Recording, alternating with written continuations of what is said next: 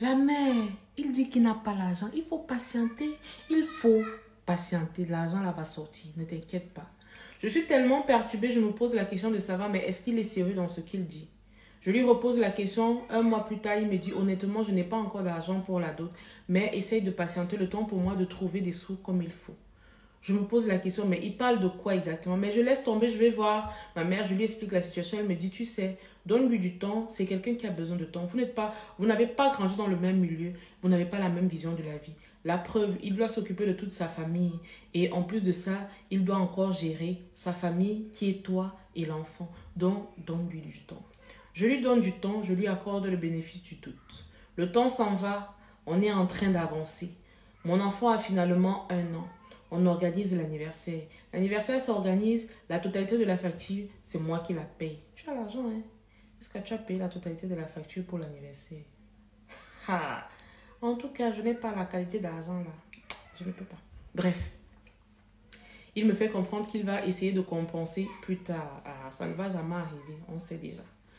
Je me mets à douter de lui, je commence à voir un peu rouge parce que je me rends compte que plus les années passent, plus il est de plus en plus désinvolte en ce qui concerne notre relation, notre intimité, en ce qui concerne notre vie, les projets que nous avons ensemble. Rien ne va réellement. J'ai l'impression qu'avec lui, je régresse complètement. Je tiens à dire ceci, il y a des hommes que quand vous rencontrez, au lieu d'évoluer, de glow up, comme les jeunes disent, vous rentrez plutôt en arrière. Ils vous bouffent votre énergie, votre temps. Pendant que vous êtes en train de subir de cette relation, eux, ils vivent leur meilleure vie. Il y a des gens comme ça qui ont vraiment de très mauvaises énergies. C'est la réalité. Je suis en train de vivre une relation que moi-même, personnellement, je ne comprends pas. Mais je suis dedans. J'avais tout misé, je dis bien tout, sur lui. J'avais tout espéré. J'avais tout mis sur lui. Mon cœur, mon âme, mon esprit. Par amour pour lui, j'ai accepté même ce qu'il ne fallait pas accepter. Vous me direz sûrement que j'étais dans un déni total. Ou alors c'est de la dépendance affective. Je vous dis non, ce n'est pas de la dépendance affective. J'estime tout simplement que quand tu es en couple, tu te dois de te donner à 100% dans la relation pour qu'elle fonctionne. Et pour moi, j'estime que c'est comme ça que les choses devraient être. Je suis parfaitement d'accord avec toi. Parce que moi-même, je suis une amoureuse de l'amour. Et lorsque j'aime, je n'aime pas à moitié. J'aime à fond. Le problème aussi avec les personnes comme moi, particulièrement. De la même manière que je t'ai aimé. C'est comme ça que je peux te jeter d'un claquement de doigts. Comme s'il n'y a jamais rien eu entre nous. Je ne sais pas pourquoi je suis comme ça, mais je suis comme ça. Je ne sais pas pour elle, mais moi, oui. Je continue à subir ma relation. Mon homme est un infidèle, il dort toujours dehors. Il est toujours entre les jambes des femmes, je ne sais pas pourquoi. Je prends sur moi, je subis énormément. Les problèmes d'argent, on n'en parle pas. Je suis toujours en train de résoudre les problèmes toute seule. Ton homme est habitué à ce que c'est toi qui gères certaines choses. C'est pour ça qu'il ne se gêne pas à être réellement responsable. Parce qu'il sait que même s'il ne le fait pas, tu vas le faire automatiquement. Tout simplement parce que tu es habitué à gérer les choses. Apprenez à donner la place des hommes dans le foyer. Il n'a qu'à aller voler pour venir s'occuper de toi. Il n'a qu'à aller voler pour venir résoudre les problèmes de la famille. Mais qu'il résout les problèmes de la famille. Sinon, après, vous vous retrouvez en train d'être le père et la mère dans une même maison, ce qui n'est pas logique, alors que vous avez un mari qui vous accompagne. Ce n'est pas logique. Et lorsque tu constates ça, tu as le choix de partir ou de rester, ou alors de trouver une solution par rapport à ça. Je dis ça, je ne dis rien. Ma relation, mon combat, il a certes des défauts, il a aussi des qualités. Je vous ai dit, cet homme, c'est un as, c'est un dieu de l'amour, c'est un dieu du sexe, il sait s'y prendre. Et en plus de ça, c'est quelqu'un qui a beaucoup évolué en termes de comportement.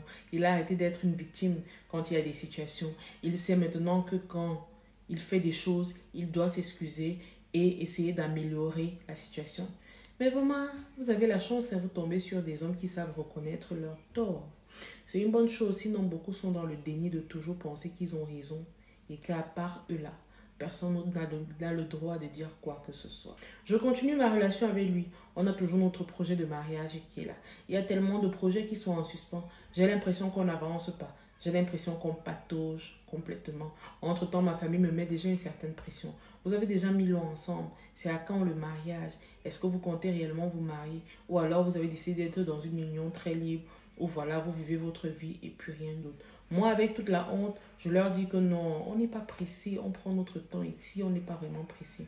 Et puisque je suis encore en train de vivre mon amour, mon homme, c'est mon Dieu sur terre. Je l'aime comme une folle. Ça fait que tout ce qu'il fait, tout ce qu'il me dit, j'accepte et je reste tranquille.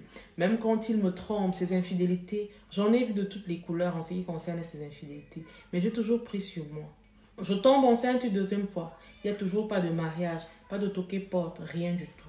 Mais on est toujours dans la relation. Au moins, on a réussi à acheter un terrain et on a commencé à construire.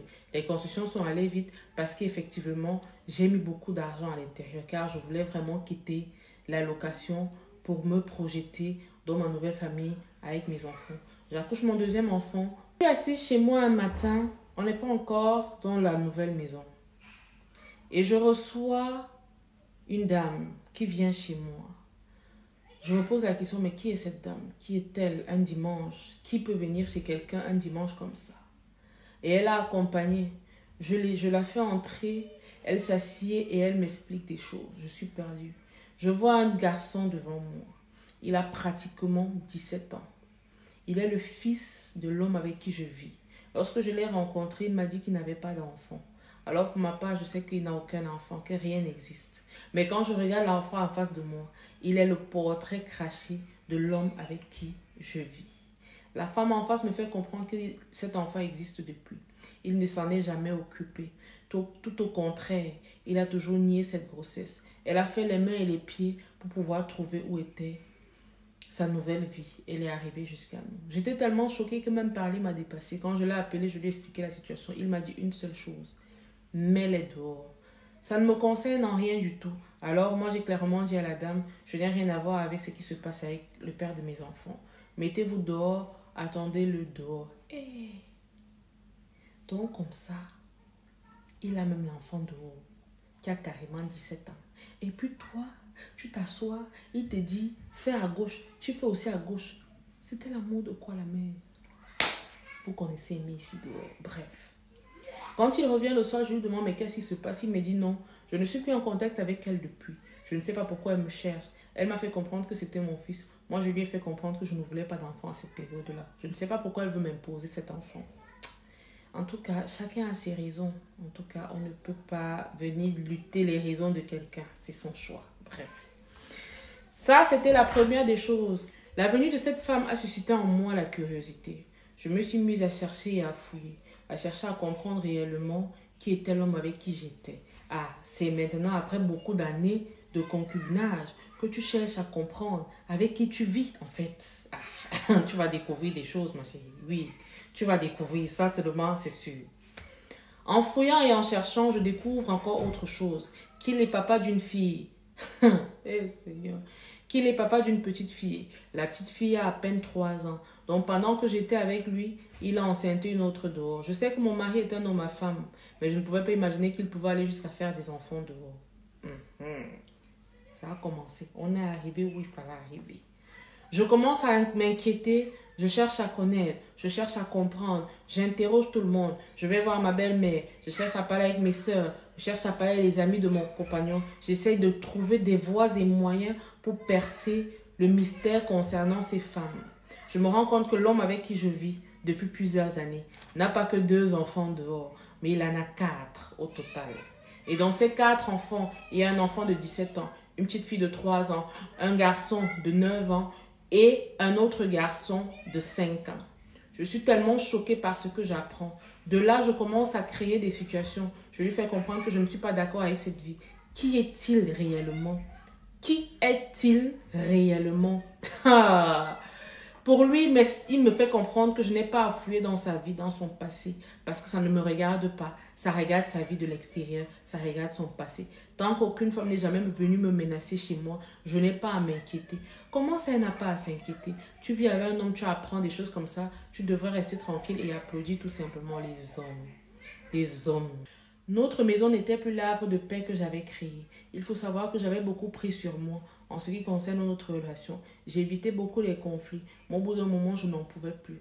J'ai carrément laissé tomber. On était devenus carrément comme dans un champ de bataille. On se tiraillait tous les jours. Je devais subir les infidélités, je devais subir le mépris, je devais subir les injures. Et à côté de ça, j'avais des enfants dont je devais éduquer. Un homme inconscient qui ne prenait pas conscience de ses actes et qui estimait qu'il avait le droit de faire ce qu'il veut parce que c'est lui l'homme de la maison. Il allait jusqu'à dire aux gens que si aujourd'hui lui et moi on a les problèmes, c'est parce que je ne l'écoute pas et que je ne fais qu'à ma tête. C'est comme ça qu'ils sont. Pour eux, ils ont toujours et toujours raison.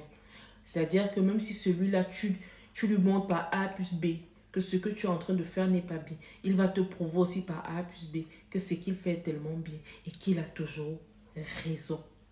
Notre situation se dégénère au point où on en vient, on meurt. Et lorsqu'on en vient, on meurt, je décide de laisser tomber. Je ne me bats plus pour rien du tout. On vit dans la même maison, notre relation sentimentale se dégrade.